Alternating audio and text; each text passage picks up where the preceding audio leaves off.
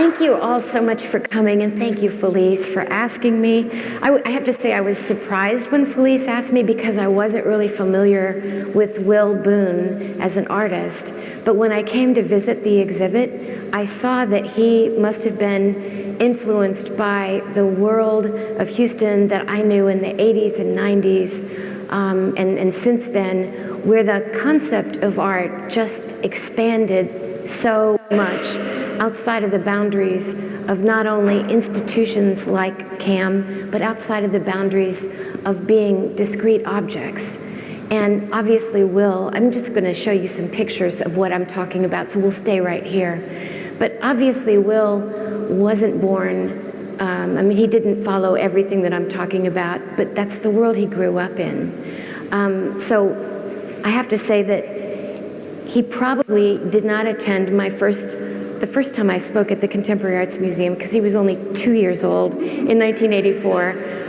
But that was an incredible time in Houston. I'll talk about the Orange Show in a minute, but there were two incredible exhibitions that came to Houston during that time.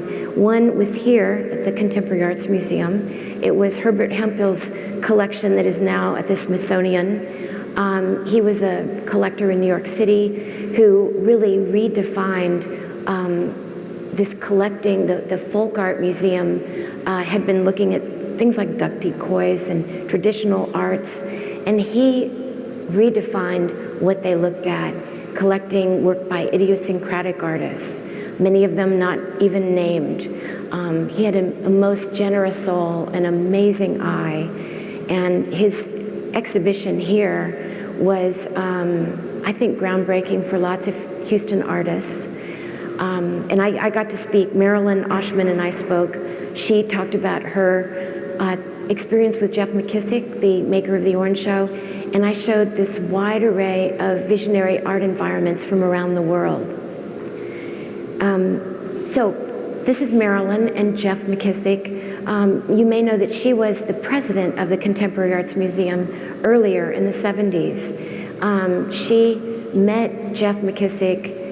His Orange Show was located about a mile away from where Lawndale was at that time. Lawndale was part of the University of Houston and was actually located on Lawndale Avenue.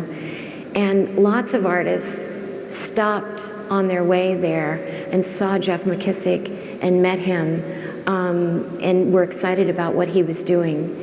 And Marilyn just loved him. She said she'd never met an artist who was so devoted to creating this work of art.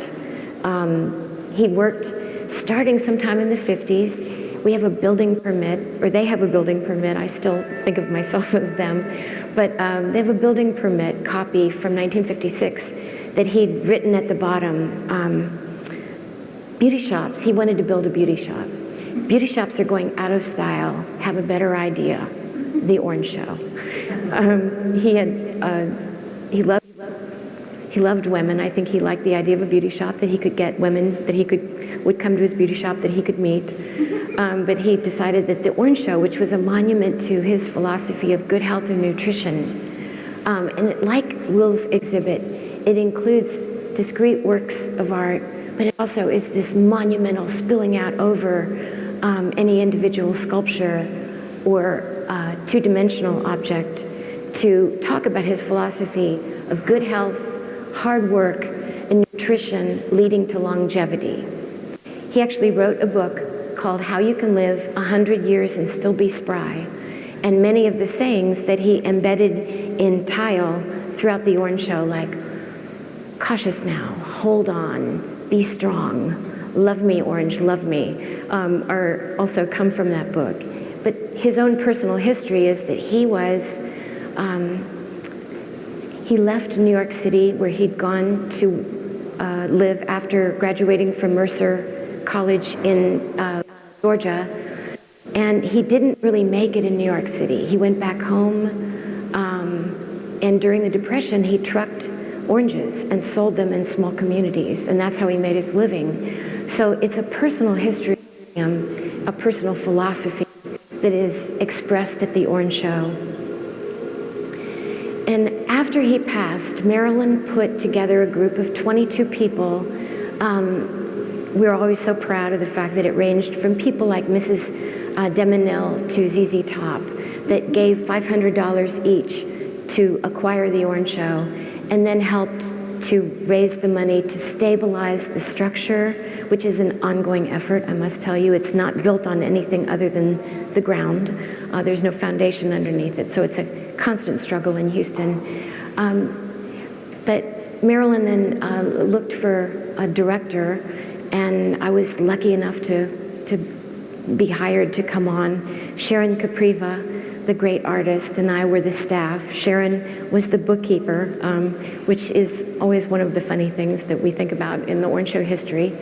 But together, we put together a program that tried lots of different things to engage the community with the Orange Show, because that was Marilyn's mandate and the board's mandate, was make the Orange Show a part of Houston's cultural landscape.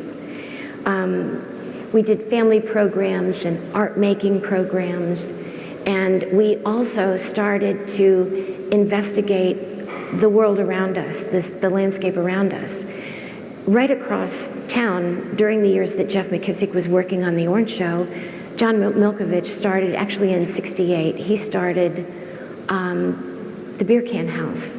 There's a medallion in the backyard that places the date very firmly, but his family will tell you he'd been collecting those beer cans for years. They were in his attic and his parents' attic.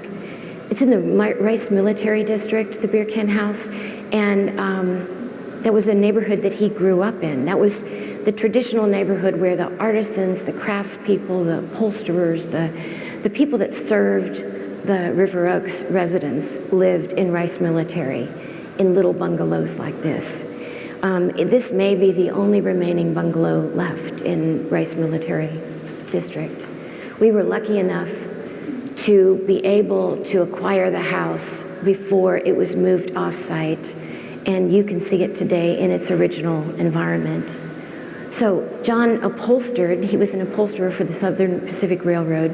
He upholstered the side of the Beer Can House and of this workshop with beer cans, and he made really intricate works of art.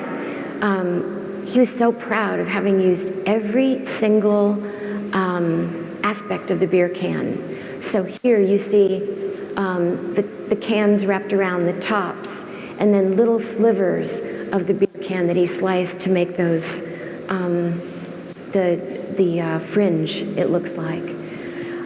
So we got to meet John in, I think it was 1985, and he lived for another 3 years while we knew him. We took tours there, we spent afternoons, we talked with him. He never actually accepted what we said, John, this is a work of art. What motivated you? What is your message? Why did you make this work of art? It's nothing, it's just something to do. And one time I asked him, could we take him to visit the Orange Show? Because he'd heard about the Orange Show. And he said, I wouldn't walk across the street to see this place. But we were really convinced. I mean, I think anybody who spends any time looking at the Beer Can House, it is, it's an astonishingly well put together, such craftsmanship and skill and dedication that even all these years later and all these storms later, it stands in wonderful condition. So we were able to acquire it with help from the Brown Foundation, and the Orange Show operates it still today. And so people start telling us about, we started these opener tours, and people would call us and say, well, do you know about this one, this one, this one? And so Cleveland Turner, who was known as the Flower Man, he's standing here in front of his second home. The first one was damaged by vandals on Sauer Street, so he moved. This is on Francis and Sampson. He moved there in the late 80s, and then was again damaged by vandals. He moved to the house on Francis Street. I see Bert here, which is wonderful, but he worked with Project Row Houses to acquire a house that was this brilliant, brilliant greenish yellow color, I don't even know the name of it, and created a third environment there where the inside of the house was also an environment. Cleveland was an amazing man who was a dedicated, reformed alcoholic. And the work that he made was linked directly to his desire as a promise that he had with God, a pact with God to stay sober. Cleveland was a truly amazing and inspirational man. And about 3 blocks away from him, for a while until 1995, the fan man, Bob Harper, lived and created this environment that was using, we call it the fan man because he used a lot of oscillating fans in his structure, and a lot of other, it actually was in the middle of the 3rd Ward where a lot of people were dumping refuse in his yard, and so he turned around and used the refuse to create these totemic kinds of sculptures and observation towers. You could climb inside of them and sit and get the breeze up off the ground. And then we never met Ida Kingsbury, but we learned about her. She had died 3 weeks before we made our first visit to the site. She was in Pasadena, and she'd constructed this yard full of figures that created like a community. And we learned in researching her life that she was estranged from her family, and so we surmised that this was the community that she created. She was isolated, she was a hoarder, and when we were able to strike a deal with the people her family that inherited her property, they just wanted everything out. And it took 18 huge trucks to pull everything out of her house. And our volunteers, Orange Show volunteers and staff, worked for 3 or 4 days to pull all the artwork out. I still have a couple of things just to show you what a hoarder she was. There were identical clothing, like with the Foley's tags still on them from when they were handwritten, identical shirts that had never been out of the bag, that were the maybe 30 shirts that we found that had been in the bag for so long that when they were folded, the crease had worn through because they'd just been there for so long. It was up to the ceiling in objects. She actually slept in the car. But we were able to save these works, and we were able to place them in Lucas, Kansas, where there's a museum dedicated to outsider art. So we feel really great that Ida Kingsbury's story continues to be told. And then this was Howard Porter at the OK Corral in the 4th Ward. He was one of the last people, you all know that if you've lived in Houston longer than 20 years, the 4th Ward used to be Freedman's Town, where there were many shotgun houses, streets made of brick, and the complete gentrification of the 4th Ward was really sudden and swift, but Howard Porter was able to last until sort of the end of it.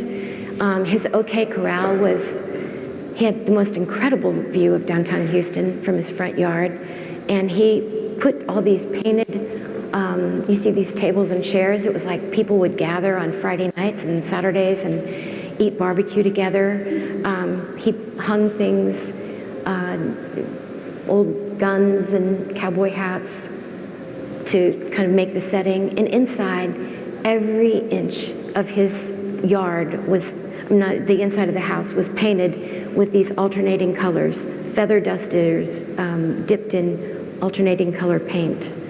And then I will say the art cart parade. I have to spin through this now because I only have 5 minutes? 10, okay. So the art cart parade. Jackie Harris was in the group of artists that were at Lawndale, Paul Kittleson, Carter Ernst. Gosh, there were so many that were in the year that helped us in the preservation of the Orange Show in the early 80s. So Jackie had started to experiment making, painting the outside of cars. Ann Harris had an amazing exhibit in the fall of '84 that was called Collision. They had 2 prominent art car artists exhibit in that show. And of course, a lot of the Lawndale people were really excited about it, but some of them had been painting cars already. So in 1984, the Orange Show was given this old station wagon by some people that thought it would be kind of funny. We're going to have our annual gala on River Oaks Boulevard to raise money for the Orange Show. Wouldn't it be funny to have this dilapidated 1967 station wagon instead of the bright, shiny BMW or something that other institutions have? And I heard about Jackie and met her and went to our board and said, in Maryland, said, could we give her $800 to paint the car? And it came back as this still life, the Fruitmobile, a still life on wheels, which I always loved. A lot of Lawndale artists at the time helped her, and Noah Edmondson made those birds on the top, which are reflective of the birds that Jeff McKissick made at the Orange Show. So we had an auction, and the car was purchased and then given back to the Orange Show. And that started us as being caretakers, custodians of an art car. And so we started looking around, and we found this photo from Houston, from Chip Lord, one of the Ant Farm members, had taken in the 60s of a man whose name was Carlton Black, who lived in Sunnyside, the neighborhood Sunnyside. And we just started looking around Texas, around the United States, that there were these other people who were making art with their cars. They didn't necessarily know that other people were doing the same thing. But we put together a little event at the Orange Show in '86. It was called the Road Show. We had Elvis's pinstriper, and we had writers, and we had shops. And then also that year, Michael Galbraith was the head, who's a beloved art guy. Michael was the head of an effort by the city called New Music America. It's a great festival that tours the United States. And it was in Houston that year, and Michael was in charge. There was a parade that took place and ended along Montrose Boulevard. Rachel Hecker and Trish Herrera organized it, the New Music Parade. That's me driving the Fruitmobile in it. It ended up at the Sculpture Garden across the street at the MFA, which was being dedicated that day. And it was such a wonderful, wonderful parade. They wanted to continue it, but Rachel and Trish did not want to continue it. So they called the Orange Show, and they said, would you like to do this parade? And I said, I had to talk to the board, but maybe we'd be interested if we could make it be about these artmobiles. And so it was called Roadside Attractions, the Artist Parade, that we organized was in '88. And this is a picture of the second one, I think. This is Michael Galbraith and Massing, the Exxon Valdez. But it was such an amazing thing that happened. I mean, the first year it was 40, the second year it was 80, the next year it was 160, and then the city said, slow it down. You can't have the streets for that long. But this was 1990, Rebecca Bass, working with Edison Middle School students, many of whom had never been downtown before. And they made this car, and all of a sudden this whole new, I always say about the Art Car Parade, we were just running alongside of it. The artists and the public led the creation of the Art Car Parade, really. They showed us what had value.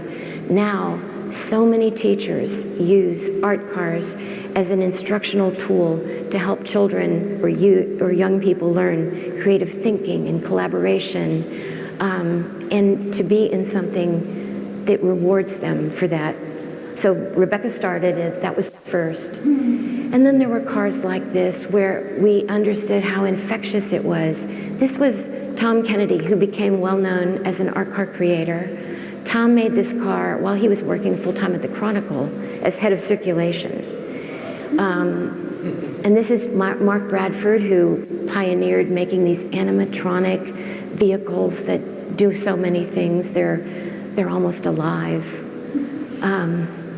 That's the Art Car Parade a few years ago. It's a Houston institution, known around the world, actually. And I want to kind of get to my closing and say that John and Stephanie Smither were such brilliant collectors of art. They opened so many eyes of people in Houston. I know that I learned so much from them. And now, in John's honor, before Stephanie passed, she was able to see Smither Park open. And if you haven't been, this is located next to the Orange Show. It's a brilliant park, half-acre, created by artists, all mosaic. It's absolutely stunning. And then I just wanted to end. I mean, when I came with Felice to look at the exhibit, I was reminded by, we looked at artists all around the world and got to take so many tours. This man, Earl Simmons, created, like Will Boone did, this bar.